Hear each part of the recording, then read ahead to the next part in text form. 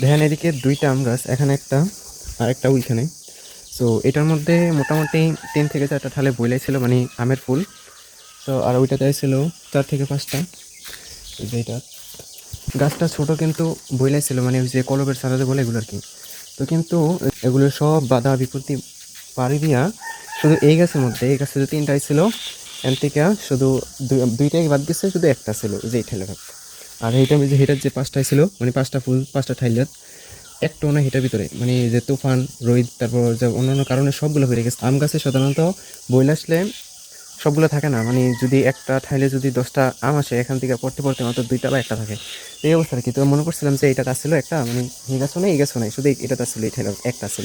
আমরা মনে করছিলাম যে এটা থাকবো, কিন্তু কয়দিন পরেতেই এইটাও নাই, মানে এটা ঠাইলও নাই আমও নাই। কী অবস্থা দেন? ওই যে এই যে এটা ছিল, মানে রিজিক কীরকম দেখেন। মনে করছিলাম যে সবগুলো হয়ে গেছে, একটা থাকবো, কিন্তু একটাও নাই। তো যে কোনো মুহূর্তে আলহামদুলিল্লাহ বলতে হবে, কারণ আল্লাহ চাইলে তো এইটাও না দিত, মানে গাছটাও মরে যেতে পারতো। কোনো মুহূর্তেই আল্লাহর শুকরিয়া আদায় না করা থাকা যাবে না, মানে যেই মুহূর্তে হোক না কেন আল্লাহর শুকরিয়া আদায় করতে হবে। মানে এটা দিয়ে জাস্ট বুঝালাম যে আল্লাহ এভাবে পরীক্ষা করে, কিন্তু মানুষ ধৈর্য হারা হয়ে পড়ে। সো আমাদের প্রত্যেকে ধৈর্যশীল হতে হবে এবং আল্লাহর শুকরিয়া আদায় করতে হবে, তাহলে কিন্তু আমরা আল্লাহর যে পরীক্ষা করে আমাদেরকে এই পরীক্ষায় সফল হতে পারবো। আশা করি বুঝতে পারছেন, মানে এই আম গাছ দিয়ে জাস্ট বুঝাইলাম, মানে এক্সাম্পল আল্লাহ যে কোনো উপায়ে পরীক্ষা নিতে পারে। আশা করি বুঝতে পারছেন।